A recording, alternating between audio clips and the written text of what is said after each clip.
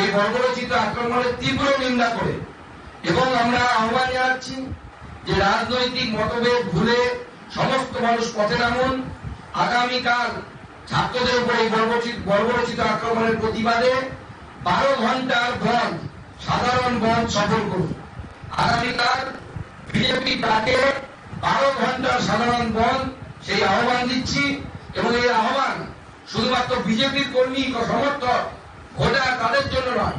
আমি সাধারণ মানুষের কাছে হাত জোর করে বলবো, দেখুন আজকে যে বাড়ির ছেলের সাথে যে বাড়ির মেয়ের উপরে লাঠিচার্জ হয়েছে, ভাবছেন যে পাশের বাড়ির ছেলের উপর হয়েছে, কালকে সেটা আপনার বাড়ির ছেলের উপরে হবে।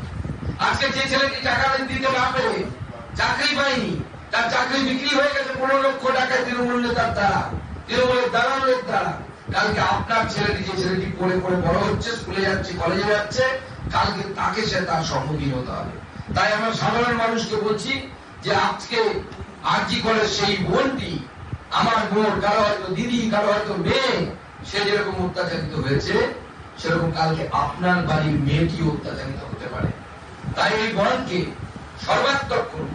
এই বন স্বেচ্ছাচারী এবং স্বৈরাচারী সরকারের হাত থেকে পশ্চিমবঙ্গকে রক্ষা করার পর এবং গণতন্ত্র, স্বাধীনতা এবং আমাদের সুরক্ষা, আমাদের ধর্মীয় সুরক্ষা এখানে থাকছে না, স্বাধীনতা থাকছে না, মত প্রকাশ করতে পারছে না মানুষ।